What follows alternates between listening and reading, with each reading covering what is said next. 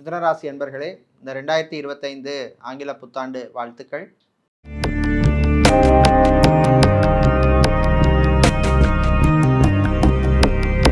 இந்த வருஷம் பார்த்தீங்கன்னா, முக்கியமான கிரகப்பெயர்ச்சியில்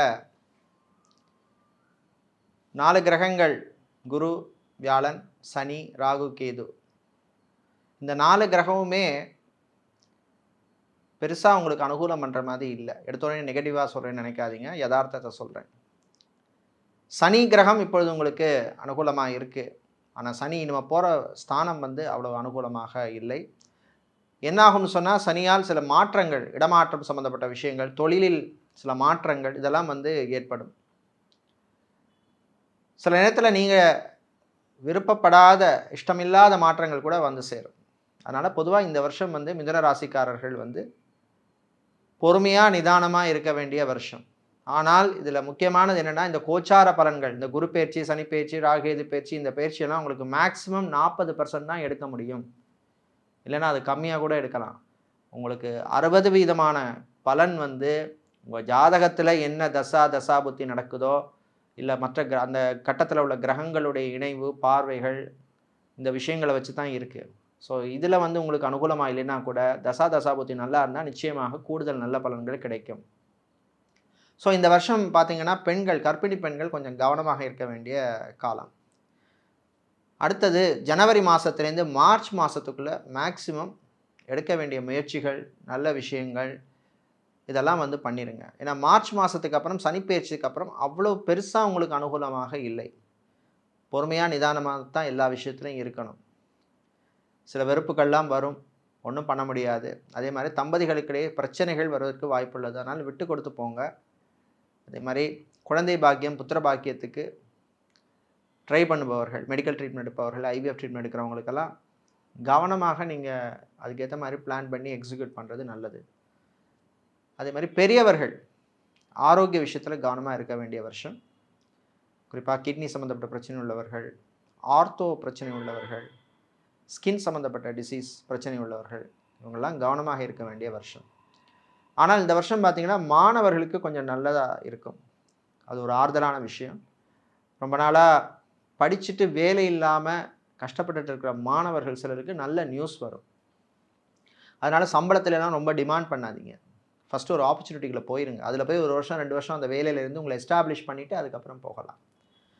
இதே மாதிரி டிரைவராக இருப்பவர்களுக்கெல்லாம் ரொம்ப வருஷமாக நம்ம ட்ரைவ் பண்ணுறோம், சொந்தமாக ஒரு வெஹிக்கிள் வாங்கி இல்லை வாடகைக்கு விடணும், இல்லை சொந்தமாக நாங்களே ஒரு வெஹிக்கிள் வாங்கி ஓட்டணும் அப்படின்னு நினைக்கிறவங்களாம் அதற்கான முயற்சியெல்லாம் எடுக்கிறதுக்கு அனுகூலமான வருஷம்.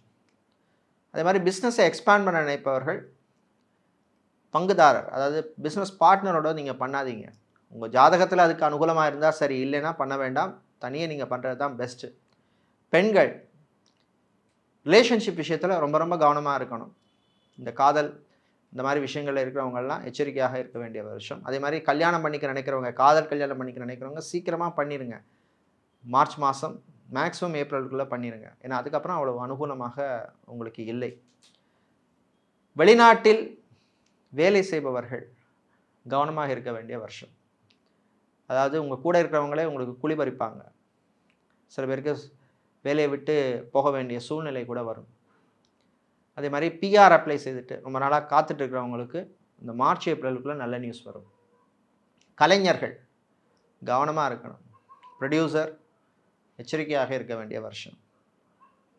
ஆன்மீகவாதிகள், ஜோதிடர்களாக இருப்பவர்கள், ஆலய அர்ச்சகர்களாக, புரோகிதர்கள், இந்த மாதிரி இருக்கிறவங்களுக்கெல்லாம் சில பிரச்சனைகள் வரும், கவனமாக இருக்கணும்.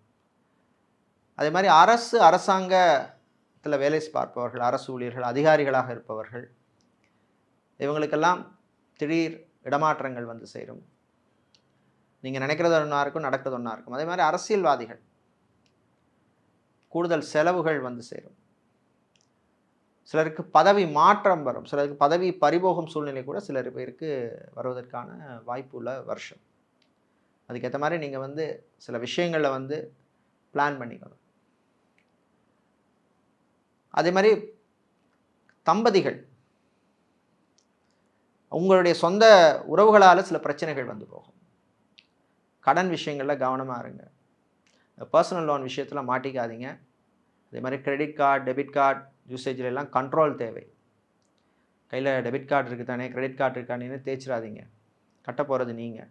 அதே மாதிரி லக்ஸரி பொருட்கள் வாங்கும் பொழுதோ, இல்லை இப்போ மொபைல் ஃபோனோ இந்த மாதிரி வாங்குற போது பட்ஜெட்டுக்குள்ளே வாங்குங்க. பட்ஜெட்டுக்கு மீறி வாங்காதீங்க.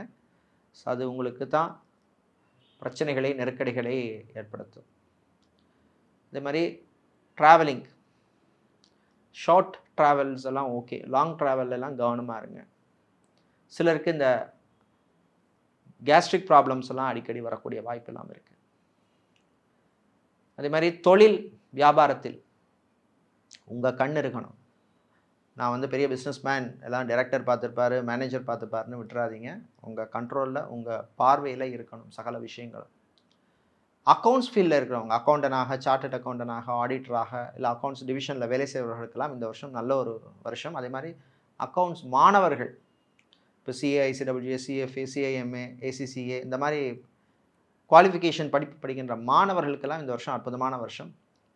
நிறைய அட்டம்ப்டில் ஃபெயில் ஆனவர்கள்லாம் இந்த வருஷம் பாஸ் ஆகிறதுக்கு வாய்ப்பு இருக்குது. அதனால தான் மாணவர்களுக்கு இந்த வருஷம் கொஞ்சம் நல்லா இருக்கும்னு நான் ஏற்கனவே முன்னாடி சொன்னேன்.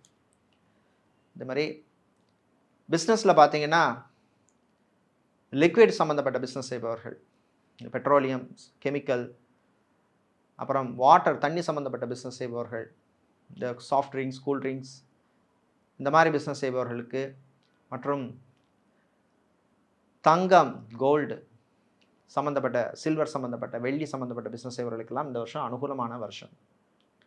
அதே மாதிரி புது தொழில் தொடங்குற போது அந்த தொழிலில் கற்றுண்டு நீங்கள் ஆரம்பிக்கிறது நல்லது. தெரியாத தொழில்களை போய் மாட்டிக்காதீங்க. அதே மாதிரி விவசாயம் சார்ந்த தொழில் செய்பவர்கள், விவசாயிகளுக்கெல்லாம் சில நெருக்கடிகள் வரும்.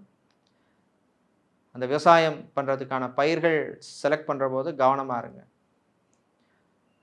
இந்த வருஷம் வந்து உங்களுக்கு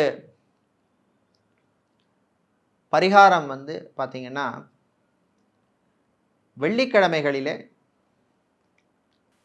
ஒரு சுமங்கலி பெண்ணுக்கு, இல்லை ஒரு கல்யாணமாகாத ஆணுக்கு, கஷ்டப்பட்டவங்களுக்கு சாப்பாடு வாங்கி கொடுங்க.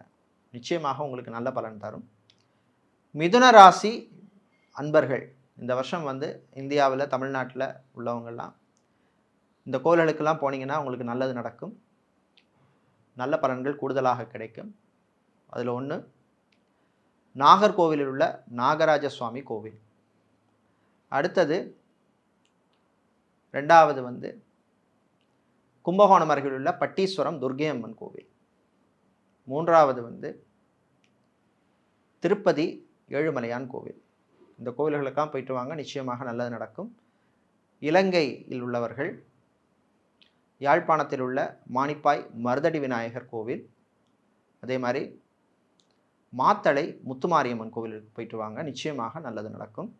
சிங்கப்பூரில் உள்ளவர்கள் லிட்டில் இந்தியாவில் உள்ள வடபத்திரகாளி அம்மன் கோவிலுக்கு போயிட்டு வர்றது விசேஷம். மலேசியாவில் உள்ள நேயர்கள் கோலாசலங்கூர் புக்கிட் ரொட்டானில் உள்ள சக்தி மாரியம்மன் கோவிலுக்கு போயிட்டு வர்றது உங்களுக்கு விசேஷமான வழிபாடு. இந்த வருஷம் உங்களுக்கு ஒரு நல்ல வருஷமாக இருக்க இறைவனை பிரார்த்தனை செய்து கொள்கின்றோம்.